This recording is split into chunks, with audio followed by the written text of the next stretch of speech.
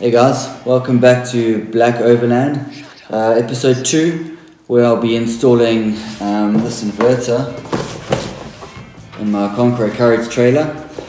I got this just before the lockdown began. I've been meaning to install it. This is a good opportunity. It's only a 300 watt inverter, so it's not one of the biggest ones that there is, but it's plenty for my needs, which is just charging the laptop and the camera batteries. Haven't ever done an inverter installation, but I think it's going to be pretty straightforward. If you have any comments or any advice that you'd like to send me, please feel free to drop a comment in the below and I'll be sure to get back to you. Anyway, let's get started with the installation and I hope you enjoy the video. Cheers. So, what do we got in this box? Okay, so disclaimer, this is not the most advanced inverter that I have ever seen. It was actually quite a little cheap one, but I figured since this is the first inverter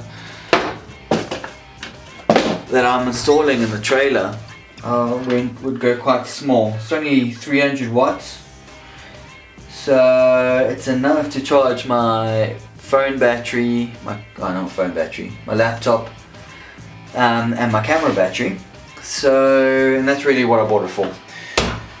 It seems quite basic and straightforward. We've got the inverter, South African pin, 3-pin. Fun fact, our 3-pin plug in South Africa is pretty much the most unuser-friendly plug globally. These are almost impossible to get out of any fitting. It'd be easier if we just adopted the European plug, but anyway. Okay, so we've got South African plug, on off button. I see it's got a little USB port. Connections for the positive and the negative. I've got here, what is that? That's a 35 amp fuse. Cool. Because it's going to be double fused. One connector will be, the positive will go via my current fuse box, so I'll just put a fuse in there, and then obviously the negative just goes to the negative terminal. So I must just check if I've got another 35 amp, or maybe even I'll just put a bigger fuse on the fuse box. And yeah, I'm not really going to use these. I mean, apart from being pretty light gauge, I don't know if you guys can see that, it's not, let me bring it closer. Right, that's pretty light gauge. As I said, I'm running out of components here, so I might be forced to use those. If not, what I'm actually resorting to is I'm pulling out all the old bits of wiring that I've got lying around in my garage. And repurposing them. That's unfortunately the position I'm in. Beggars can't be choosers. There's just no shops open. So I might just reuse this wiring and reconnect that to my power box, and then run that straight to the inverter. But something that just occurred to me. You know, these people, sometimes they don't make anything properly. It's got nice little rubber feet in here. Yeah, that's fantastic. If I wanted to put it on the counter, but I don't. I want to install this properly. And there are no mounting holes. What did I say about this not being simple? Nothing's ever simple, so it looks like I'm going to have to make a plan and put some mounting holes in here so that I can mount that underneath the power box. Okay, I think what I'm going to do, here's a closer up look at these little rubber holes. What I'm going to do is I'm going to open this up. This looks like it's just one extrusion. One aluminium extrusion with maybe the top plate slides out. often with these extrusions is that there, this part here, you guys better look, that part probably slides out. So what I'm thinking I'm going to do is I'm going to open this up, and then I'm going to see if I can't take these little rubber feet out, and maybe with any luck that's threaded for a little bolt. If not, maybe what I can do is tap that to allow a bolt, and then what I'm probably going to be easiest, so I still got some stainless steel offcut here from when I did my control panel last week. Try and mount that onto the stainless steel, then mount the stainless steel onto the side of the trailer. So this won't be mounted directly because really there'll be no way for me to screw it in with the lid on, if that does actually slide out, which I have to check. But first things first, let me open this up. I don't really, a bit loath to open up and fiddle. Well, let me check it out. Let me open up and let's see what it looks like inside.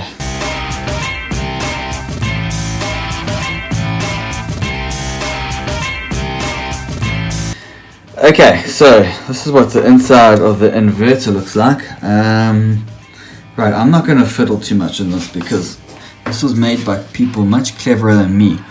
All I'm going to try and do is get access to, check this hook, that's that rubber, back of the rubber feet. I'm going to try and get access to those guys, which that one seems to be easily accessible, but not so much on the other side. Anyway, let me see what I can do, but the idea is that I'm going to try and either get through that or make that a bit bigger and then just tap it, or maybe what I need to do is just drill straight through it and then rivet it to that stainless steel plate. Okay, I'm just pulling these little rubber feet out. Yeah, there's no thread there. So it's damage them in case I want to put them back in afterwards. I'm gonna have to try and tap that just to make it a little bit more firm inside there, but it looks like a 4mm bolt will fit through, and that's what you can see what I mean about it. It just can't go further than that power board. Little circuit board on the other side there. Okay, try and find little bolts to fit through like that. I have changed my plan a little bit. I've enlarged the holes to fit this 5mm nut bolt, and I've worked it out. There is enough space that this head, which I think is called a cheese head, will fit from that way out. So that's why I've just widened it, because I feel rather have the thicker shaft there than the extra mil, taking a 5mm instead of a 4mm, just that I'm safe in the knowledge that it's not going to break or shear in future. But yeah, now that I've buggered up the casing, won't be getting a warranty claim on this if it ever does break. Oh well, good thing it was cheap. I have cut down those 5 meters, good grief, no, 5mm, 5x20 bolts down to, I don't know, probably 5x10 or so. They're quite cute now, they're like little midget nuts. Not to be confused with midgets nuts, which are just a different thing altogether.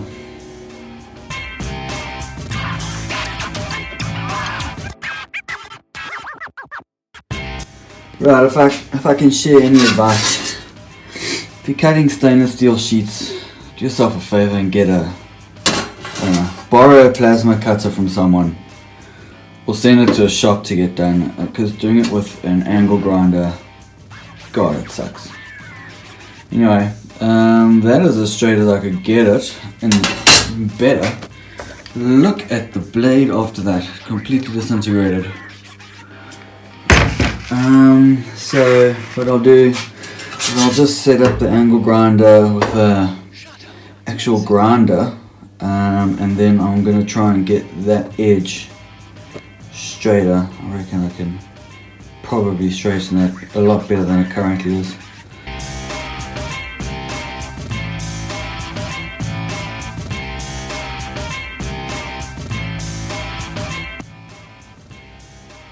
So here's what I'm thinking, mounting it to the base plate.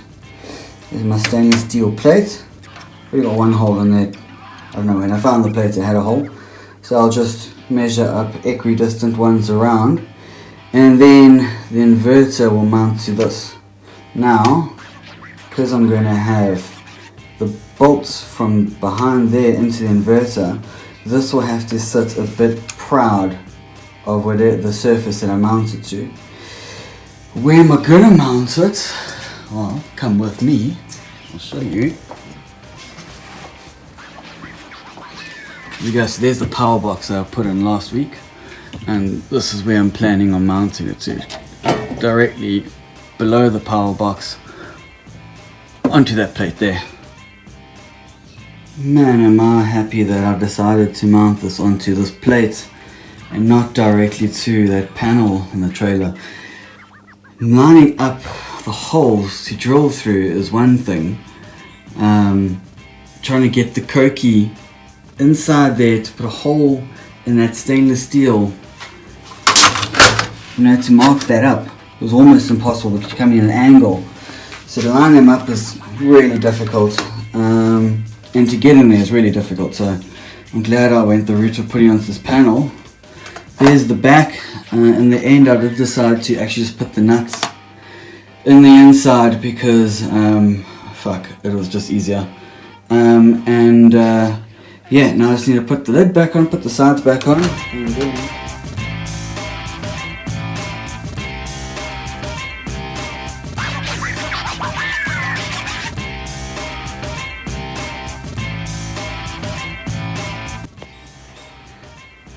and it's in.